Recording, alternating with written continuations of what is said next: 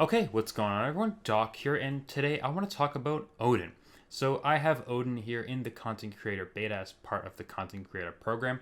So just a general disclaimer, not affiliated with Kabam or Marvel in any way. I'm just part of the Beta program where I get to see preview champions and make content for you guys. So Odin, I had really high hopes for. Another cosmic god, lots of kind of potential in his lore. And with the recent buff to Angela, with me liking Heimdall as a kind of character and thinking Heimdall's a lot of potential, just needs a little bit more damage, I had some really high hopes for Odin.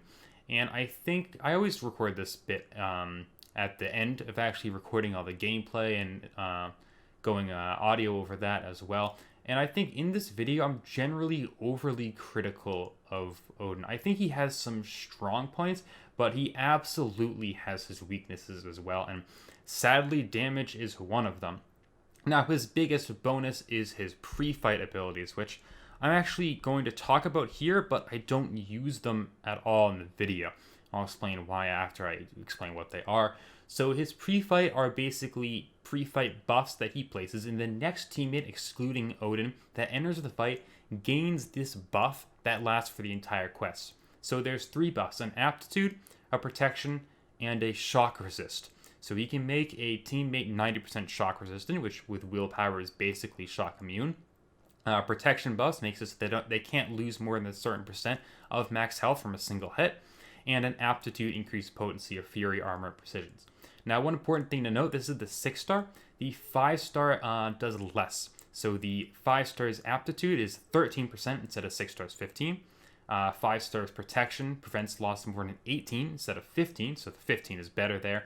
And it's only an 80% shock resist on the 5-star. And obviously 4-star, 3-star, etc. go down. So that's an important thing to note about kind of if you're thinking about going for Odin for specifically the cross fights. They are less effective the lower star level you have. And I think a lot of people are going to really focus in on those pre-fights and kind of how good they can make characters like Angela, Colossus, any other kind of high damage characters, Cosmic Ghost Rider. They will be insane with the pre-fights. But for the purpose of this video, I am going to be just showing and using Odin. I think it's important for a character to be able to hold their own and to be able to do fights back-to-back on a quest. And I think this is the best way to show them off as well, especially without synergies, that kind of stuff. So I'm going to show some 5 and 6-star gameplay, both a low rank 5-star and maxed, as well as a 6-star rank 2. And I'm going to focus just on what Odin himself can do, his own abilities, and how well he does in a quest. Because he has a pretty good damage rotation and he can deal some good damage, but he can't do it back-to-back. And I'll talk about that when I talk about his abilities. I've put his abilities kind of throughout the video. I'll talk about them as they kind of come up in gameplay. So let's get right into it. Okay, so I thought I'd start off in Act 5, Chapter 4, Quest 6 with a 5-star rank 3. Been a while since I've used a 5-star rank 3 for testing, but I thought it'd be a good measurement, especially against this path, which is Vigor Path, which can be a little bit difficult for some low damage champions here. So Vigor, for those of you who don't know, if I don't deal 25% of Venom Pool's health within, I think it's 20 seconds, then he regenerates 25% health, so he's back to full, basically. So I'll kind of explain how Odin's abilities work as it kind of goes on. So the charge there to the left, far left, is the Odin Force charge. So it has 1 and 2. It increases every time the opponent is knocked down, and when it hits 2, that means your Odin Force attack is ready. So next attack that you do, say a heavy attack or one of his 3 specials, you'll gain an extra bonus based on the attack that you do. So the Odin is all about kind of gaining buffs and using the Odin Force charges to get more buffs and deal some really surprisingly good burst damage. Once the next fight here comes on along, I kind of explain things as they kind of go on, because it's a little bit slower here with class disadvantage and physical resist increase of Voodoo. So, as you can see, it starts at 0 of the Odin Force charges, but one important thing to note is when he uses them before the special attack or attack is done. So once that I have 1, I'll never hit 0 again. I'll get 2 here when I use a heavy attack. I gain an energized buff for every unique buff that I have, and the Odin Force charge just goes back to 1. So I've got 3 of those energized buffs, which is really good. They kind of help me gain power really, really fast. I'm going to build to an SP 3 here.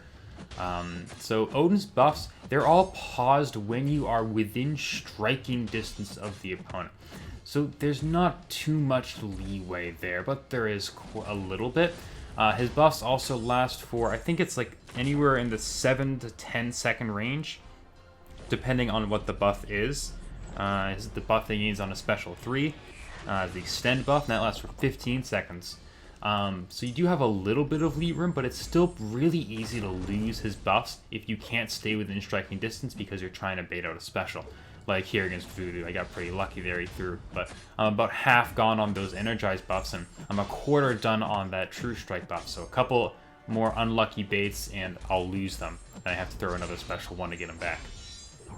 So special 1, because I used it with Odin Force ready, not only did it give me the True Strike that it gives me normally, but it also gives me a Bulwark node. So the Bulwark node increases my block efficiency for 7 seconds. So that can be really helpful because you see I am parrying and blocking a ton with Odin. Special 2, so on activation, you're going to pause duration of all buffs. You deal a direct damage on the last hit. So it deals more direct damage for every unique buff, and it deals 2.75% of the opponent's max health up to a certain number of health. So it can deal a really good amount, but it's based on the opponent's max health. So right here, I'm speeding it up because this fight was taking forever. A little bit of class disadvantage, a little bit of vigor. So special 2, if I also hit it while I have Odin Force ready, and that's kind of the rotation that I'm doing here, it refreshes the duration of all of his buffs.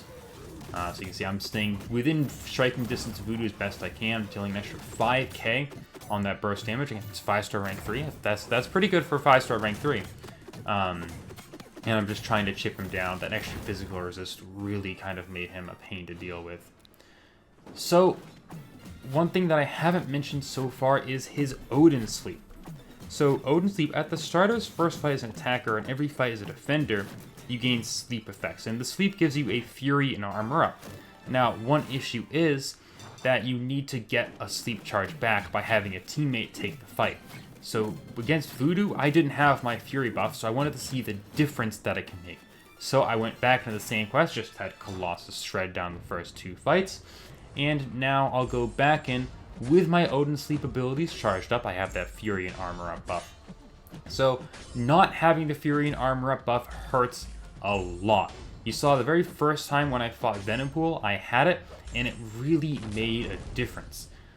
Because not only does it make, say, for example, I can get more energized buffs. Say right here, for example, I have 4. Now I'm going to use my heavy attack. Now I've got 5 energized buffs as opposed to the 3 that I had before.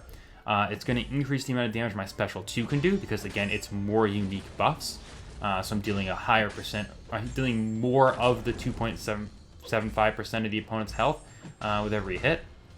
And yeah, they're infinite durations, so I don't have to worry about losing them over time. Right there, I'm out of striking distance. You can see just baiting Voodoo's SP1. I'm almost half down duration on the armor, or the True Strike. So I realized I didn't even have to go for the Bulwark node here. I just could just hit him with another special 2, and he's almost down. Just that simple difference of having Odin have slept before the fight makes a world's difference. So I decided to kind of continue testing, pushing him kind of to do fight after fight and show just how much of a difference having that fury really makes. So an important thing to note is this node here actually has mirror image. So Wolverine X23, this is somewhere in Act 6.4.5. So one of the latest endgame contents being reached in the beta. And basically, Wolverine is copying my buffs, and then Odin's signature ability is actually allowing me to copy them back. So his signature ability is whenever the opponent or Odin is knocked down, if they have a Fury, Armor Up, Physical Resist, Energy Resist, or Critical Resist buff, then he gains a corresponding buff. The actual amount of them isn't as much. This 6-star right here, this is a 6-star rank 2 Sig 21. It's like 10% Fury. that I'm gaining from kind of copying all these things. So it's not that much, but it can help quite a bit. Yeah, so it's also they also pause while I'm in the attacking range of X23 here. So you can see that's why the 2 has a 100%, and I did 50k off of the hit of that special 2 there. Wow, that's really good. I mean, 6-star rank 2, 50k, not the worst, not the best either, but it's surprising burst damage. And now I'm gonna go up against Darkhawk without that Fury buff, without that armor up. So, like I said, I'm not gonna be able to get as many energized buffs. You'll see that in a minute here. I should have knocked him down probably once or twice first to get that bulwark node, because that would have allowed me to get more energizes instead of just the 2 that I'm gonna get right there, plus the 1 base that it gives me. So I've got 3 energized. So I haven't mentioned the percent of the energized yet, but it's a 5% plus the 10% of the base one. So right now I've got an increased 20% power combat rate. So really it does help his kind of rotation. You'll see that as I'm trying to focus on pushing towards the special 2 here. Luckily I lose 2 of the energized buffs, but I kind of just decided to get them right back. I probably should have waited until I get the refresh there on the buffs, use another heavy attack first. But yeah, now all buffs are going to fall off as I kind of wait out Darkhawk's special too. Now a good thing about having the True Strike buff is against Darkhawk, I could bypass his auto block, which is really nice, and it is a, in theory, infinite duration True Strike. Obviously, that is not the same thing as in practice, as you just saw, when I lost it and I had to gain it back. Luckily, I gained it back kinda no issue, but I don't have a lot of energized buffs. They're about to go away as well, so I should just go right for a heavy attack, go for another heavy attack with a reparry, and yeah, I've got 5 now, not too bad. I should knock him down one more time to get Odin Force ready, just like that. And now I can go for the SP2, because the SP2 is going to refresh the duration of all of my buffs, as well as dealing an extra 26,000 right there. So I pretty much just knocked down Darkhawk as much as possible. I didn't want to deal with his null mode, but I had to play aggressive and push him to the SP2. I couldn't just bait out the SP1. You can see I lose about 25% of my buff's durations, just having to block out the special 1. I do have a pretty good block efficiency because of Bulwark, but still, it's just not worth it. Instead, I just kind of have to work with the all the increased regen, and luckily I can go right past his auto block though with the True Strike buff, which is a pretty good thing for fighting the Darkhawk here. And I'll continue to do that. You can see I'm already quite a few hits in here. Without that Fury buff, doing a 100% attack increase over 100%, it really hurts Odin.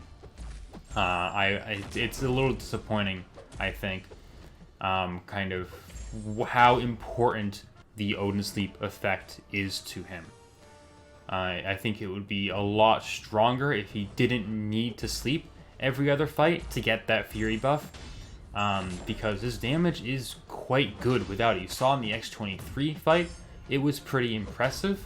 In the Venom Pool fight there, that's fast for a 5-star rank 3 to take that fight. It's definitely not Mole Man slow, but I think if I didn't sleep, if that wasn't the first fight, I think I could have real issues taking that down, just like I did when I tested Mole Man on that fight. The only reason I'm comparing them, that was the last 5-star rank 3 I believe that I tested on that path, just because of how much of an issue it was. And I was a little bit worried about Odin's damage kind of without the Fury buff, and I still am.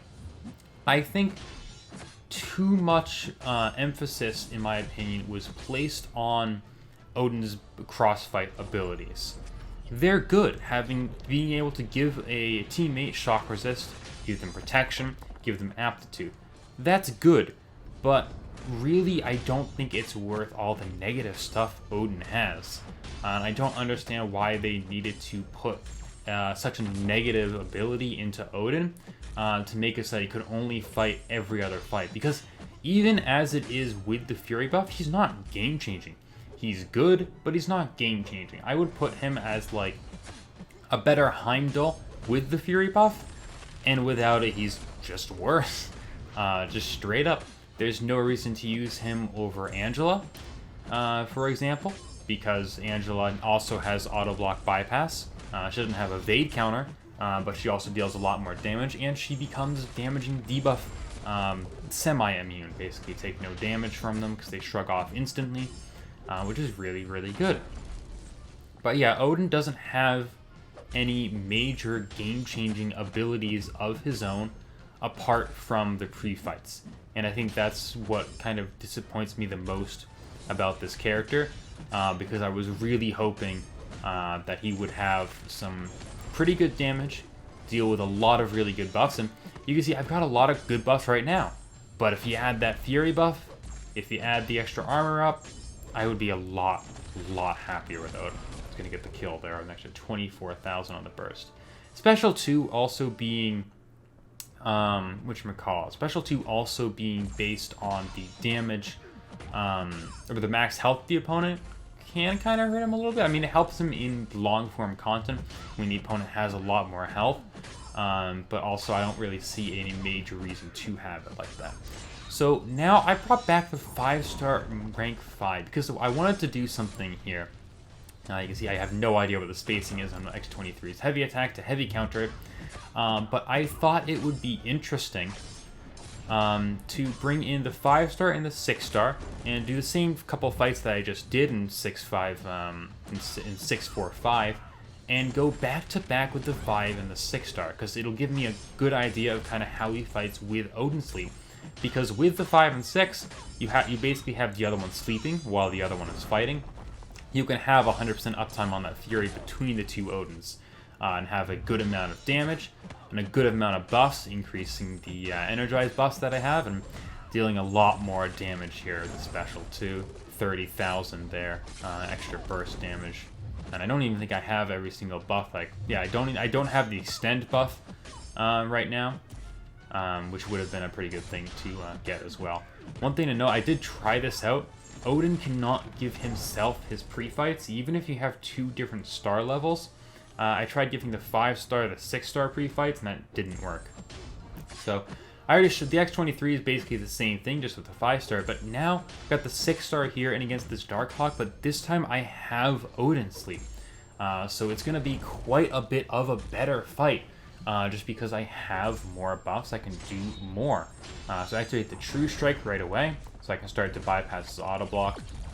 You can see pretty much exactly when I leave striking distance there, trying to block the full special 1. About after the second hit of the laser there out of the 3. You can see I'm down quite a bit on the energize.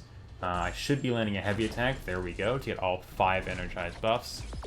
The energized buffs, I like them being part of his kit. They really do help his rotation. They make being able to get his maximum damage rotation a lot faster. Just barely saved that True Strike there, which is really good, because if you lose the True Strike or the Bulwark, for example, it's a lot of work to get them back, because you gotta get the Odin Force ready, you gotta launch the special 1. Here, I don't even think I'm gonna go for the Bulwark, because I'm 40 hits in and he's down to half, and I've just hit my ramp up recently. So yeah, now he's down to 25%. So yeah, I didn't even bother going for the Bulwark, didn't even bother going for the Extend here, because I was already doing more than enough damage. Also copying the Fury buff that he's copying for me, which is a little bit funny, I think. And the special 2 is going to nuke him down. So it only does 6k there, but that's because it only does the amount of damage it needed to kill. Just an important thing to know. He would have done a lot more than 6k if he had more health. Okay, so gold pool here, same thing. I'm back in with a 5-star now. So I've got the Fury buff, got the armor up. So I'm getting a little bit more Fury from the copy Fury with the 5-star, because the 5-star is Sig 40, 6-star is Sig 21, but it's not making any difference really. Again, that Fury buff is, I think, less than, it might be a little bit more than 10% or something like that, so it's really not making too much of a difference. So just like the last fight, I'm doing the same rotation. I built up the Energize, got the special 1 to get the True Strike buff, built Energize, and I'm going to lose all my buffs here. Just trying to bait out this one special 2. They're all gone. Like, that's one of these. I can't stay within striking distance while trying to bait out that special 2. And there goes my ramp up. I got to do it all again. So I think I go for a special 1 here. I do end up gaining the Bulwark buff. Didn't need it, but I gain it anyways, because now I'm going to go for 2 heavy attacks back to back. Get 6 energized buffs. Almost lose special 1 buffs again. The 7 seconds, it's really cutting it close. You could definitely benefit from some sort of synergy, like the Ronin synergy that gives him a little bit increased buff duration. But really good hit there, dealing an extra 30,000 energy damage against this gold pool. Heavy attacks dealing 10k. I guess his damage is not bad as long as he has his sleep and it's in the perfect situation where you needed to use him for this fight. He just doesn't bring anything new enough to the table, I don't think, to kind of focus on going back and forth between doing a fight, not doing a fight, doing the next fight, not doing the fight after that. It's a lot to kind of keep track of. So I think, to sum up my thoughts on Odin, I think too much focus was placed on the pre-fights, and I think Kabam thought the pre-fights were going to be super powerful, but really not enough was put onto him as his own character, and it shows. He doesn't bring anything incredibly new to the table. Pausing buffs is nice, but having to be within the opponent's damage range, that kind of is tough to do. As you saw, I lost buffs quite often trying to bait out special attacks, and even if I didn't bait out for that long, still a quarter of them would go away, and then I'd have to wait the whole time. All he pretty much does is bring buffs, the extend buff, and the energized buffs, or an energized buff not itself is new. The bulwark buff is new, but he has some interesting buffs, but again, nothing incredibly new to bring to the table as his own character. His crossfights are nice, and I think that is sadly where Odin is going to get most of his use. I think people will bring him into a team, sit him there on the 5th spot, put some crossfights on someone else, and that'll be it. Which is disappointing, because I think Odin had a lot of potential. With his Fury buff, he's fun to play. The Energize makes him pretty fluid with his rotation of just knock down the opponent once, special 2, deal some good damage, and repeat. Once you get that ramp up, you also have the True Strike, so you're avoiding evade, you're avoiding auto block. It's nice, it really is. But without that Fury buff, without the armor up to get 2 more Energized buffs, to get the increased attack, he's a lot bit more annoying to play, more slow to play, and you can really see the difference. But I put a lot of fights in the video where I did both with him having his sleep abilities and also with him not having them, to kind of show the exact night and day difference really that Fury buff makes, not only to his damage but to his rotation in general. So that is pretty much it. Like Odin, I think I'll still go for his preview bundle if he does have one, but I wish they could have done a little bit more to him as a character, and yeah, not do too much onto his pre-fights, because even the pre-fights aren't that amazing. I don't think the shock resist is great, aptitude's all right, protection, it doesn't protect from the SP3, so it's not amazing. But hopefully you guys enjoyed this video. I haven't made a critical CCP video in a while. Not that I've made any CCP review videos in a while, but I thought this would be an interesting one to do. And I was going to do Odin whether I liked him or not, because he was a really interesting character. When I first heard that they were announcing him, I was thinking maybe I'd do Arena for him, but it's not worth trying to do Arena for this guy. In my opinion, at least, especially as someone who does not often run Arena, to have to wait for the perfect champion. But I'm getting way off track here. Hopefully you guys enjoyed this review of Odin. Let me know your thoughts on him down in the comments. I hope this kind of doing a video just focusing on Odin, no synergies, no uses pre-fights, was interesting and hopefully different from what I'm sure a lot of other content creators will put out today. And then maybe I'll do something a little bit about cheesing with a couple of pre-fights if you guys are interested in that.